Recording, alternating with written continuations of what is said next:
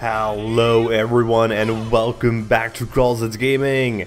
I know it's been a long time, but we are back and today we are going to take a look at Pokémon Unite's mobile version. This mobile MOBA promises to give you a full-fledged MOBA experience in your pocket while presenting plentiful numbers of your favorite childhood Pokémon. Pokémon Unite is available on both iOS and Android completely for free with in-app purchases. The 90s were strange times. And not just here in the Czech Republic where I live, where we just switched from a communist regime to democracy, but also in the world as a whole. People wore strange clothes, ate mostly crappy food, still watched TV instead of Netflix, and enjoyed unrivaled prosperity of the times. But that certainly wasn't the strangest things to appear. Every child was consumed by a phenomenon called Pokémon. This brand might have lost part of its might since then, but still, it is one of the biggest ones in the entertainment industry. Over time, Pokémon entered pretty much every part of entertainment. But if there is a product they call home, it is certainly video games. The newest installment in the ever-growing number of Pokémon games is Pokémon Unite's mobile version. This mobile MOBA wants to conquer your phones. But I need to give a large disclaimer. These types of games need a lot of time to show whether they truly succeed, so take everything with a grain of salt. But there are already some problems. Interestingly, it's not the gameplay. It essentially copies, no matter whether small or large, the competition in the genre. And Pokémon seem to be built for a MOBA. They have a large universe with tons and tons of characters with differing abilities while being a global brand.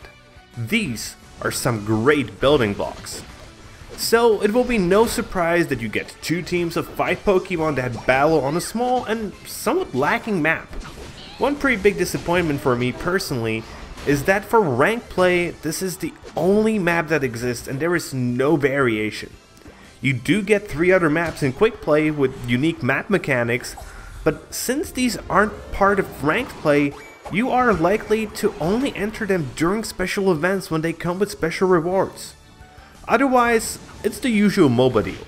Each player controls a Pokémon, hunts wild Pokémon that give out points that can later be scored into special gates placed on the opponent's halves. The decision to have players need to hunt down wild Pokémon for points takes away the focus from purely PvP. If your team is the best at killing your opponents, but they do gather more points from wild Pokémon and manage to score, you will still lose. Yes, you can get some of the points from the enemies that they were carrying when they died, but it's just never the full number. Where Pokémon Unite sorely lacks is strategy. The battlefield is full of chaos and individualism, but that doesn't mean it doesn't play well. The combat feels swift and something is always happening. You get changes in the game's tempo as you destroy the opponent's goals or they destroy yours, bonuses from certain wild Pokémon that range from tiny to huge buffs as Rotom and Dreadnought that can either give you an easier time scoring or a shield with a huge buff to your team's experience. But get ready to get them stolen as last hitting does play a role in Pokémon Unite. And then, in the 2 last minutes of the match, Zapdos appears, granting instant scoring to the team that defeats him. And I do have a pretty big gripe with the last 2 minutes, as any goals scored during this period are doubled, making the previous time just feel cheap. You can easily have been winning the entire game, then lose one team fight in the end, and the other team can win because they hoarded up points and can score with double points. I really do understand that this is a great comeback mechanic, but it does happen too often. When it comes to the Pokemon that are available, there is a good number of them for you to choose from, each with its unique style of play and differing abilities. No surprise here, as this is a MOBA classic feature. And in general, you do get 5 different types of Pokemon: defenders, supporters, attackers, all-rounders, and speedsters. all of them have their place in the battlefield, but tanks and all-rounders do currently feel a bit too strong. And yes, there is a meta, obviously. And you want to rise through the ranks, I do suggest you at least find a tier list and choose your Pokemon accordingly. And also there are Pokemon constantly being added, and over time, maybe we will see all, what is there, like 1,000 Pokemon currently? So all of them will eventually, hopefully, be added to the game.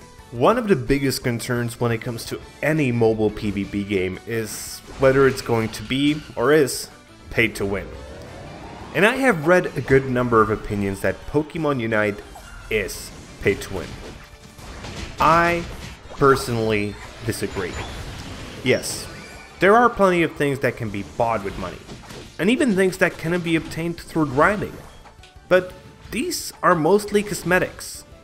There are some items that will allow you to progress much faster through your leveling process, and even the amount of the basic currency you get each week is limited. But that doesn't necessarily mean it is paid to win. Where I do agree with these concerns is that the grind in Pokémon Unite is too long. Get ready to play for at least a few weeks to get additional Pokemon once you use up the gold coins from your initial leveling boosts. On the other hand, I did get enough gold to get 3 additional Pokemon, and you do get some free Pokemon through gameplay. In about 2 to 3 days of playing for about 30, maybe 60 minutes a day, you will get enough Pokemon to enter ranked games. From there, get ready to use the weekly rotation of Pokemon, or the occasional limited license that gives you access to a given Pokemon for a few days, until you get your rewards for finishing quests and buy more Pokemon. But that's not the biggest problem. The biggest problem of Pokemon Unite doesn't lie in its gameplay, or even in-app purchases. It lies in other players. The number of matches where one of your teammates is AFK for a portion of the game is, quite frankly, too large. And it does take a fair bit of time before the in-game AI takes over, and by then, you are usually way too behind to get a chance at a comeback. Especially since the AI truly sucks, and cannot even be used as a meal to soak up some damage for you, and the matches take only 10 minutes to finish. There needs to be a quicker takeover by the AI over the AFK players, and the AI needs to be improved significantly. What does need to be praised, sadly, is the technical side of things in Pokémon Unite. I play on a Xiaomi Note 910, and everything runs great, no strange bugs, the connectivity is good, and the controls are responsive and intuitive. So, in conclusion, Pokémon Unite is a fun, free-to-play mobile MOBA that has potential.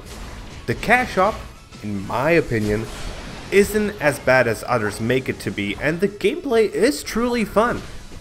The game is only brought down by an overabundance of AFK players and the lack of options to communicate and to thus do truly strategic plays. But if you're looking for a good MOBA to play whilst waiting for the bus or when you're on your daily commute, do give Pokémon Unite a try.